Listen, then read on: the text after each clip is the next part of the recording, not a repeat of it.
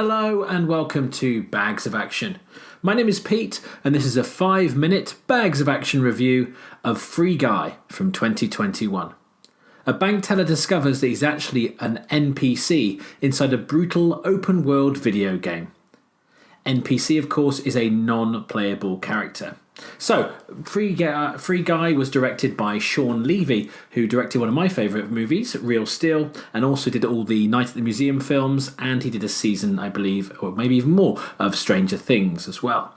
It was written by Matt Lieberman, who wrote The Christmas Chronicles and Playing with Fire, with a second writer brought in for rewrites, I'd imagine, which was Zach Penn, who did Ready Player One, which kind of makes sense, X-Men The Last Stand, and Elektra, but we won't hold those two last ones against him just yet.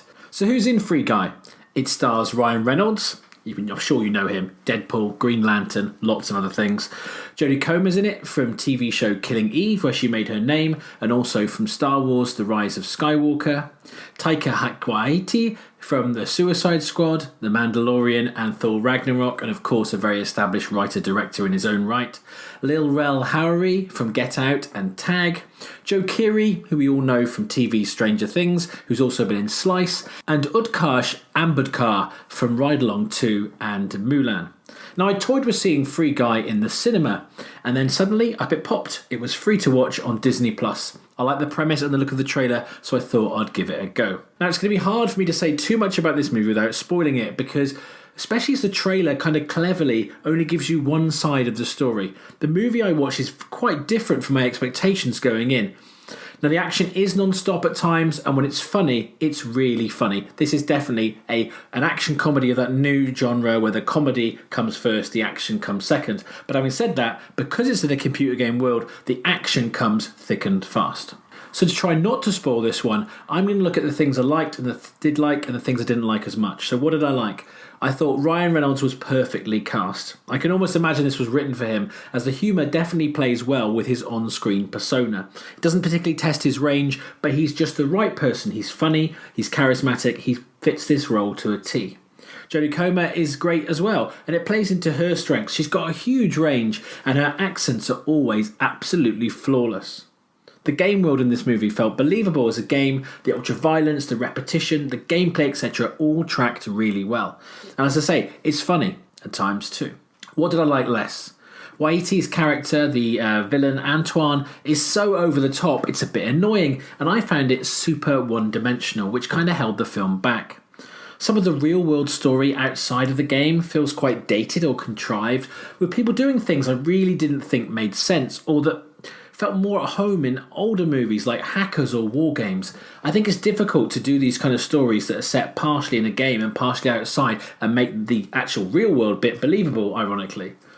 The Twitch streamer bits of this film, they've got like commentary from the Twitch streamers that are following the game world.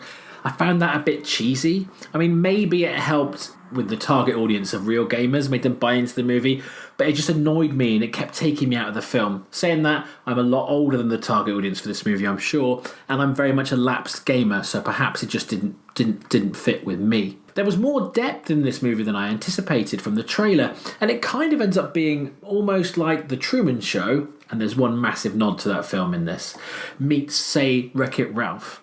There's some interesting cameos in the film too, and some nods to various gaming aspects.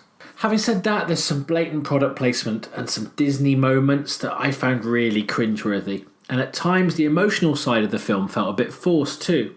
Although it does kind of succeed in making you think about how in life most of us are non-playable characters compared to the rich and the famous and the successful. And there's kind of a message in here, I think, about being okay with that and living in the moment. So it's a little bit disjointed. There are times when it feels dated, there are times when it feels bang up to date. There are some things which are really clever and really funny, and there are some things I found were a bit stale. And I've kind of veered around on where my score will be. Now, I liked it more than Ready Player One, a film that I dislike more with time, but it doesn't reach the heights of Jumanji. Both the two Jumanji recent movies, for me, set a high bar in this kind of computer world, kind of computer game world, kind of story universe. And they're funnier. And I think they've got a more interesting ensemble cast. So I can't quite give this 4 bags, and we don't do half bags on the show, so I'm going to give Free Guy 3 bags of action out of 5. Solid, enjoyable, entertaining, but not going to set the world on fire. Have you seen Free Guy? Do you agree with my assessment of it? Feel free to comment below or get in touch with us. You can do that on email, Facebook, or on Twitter. We have new episodes coming out weekly alongside our full-length podcast. Don't forget to give this video a like, to subscribe to the channel, and hit that bell to get notifications so you never miss an episode. Bags of Action will always be free, but if you'd like to buy us a coffee, you can do that at our Ko-fi page.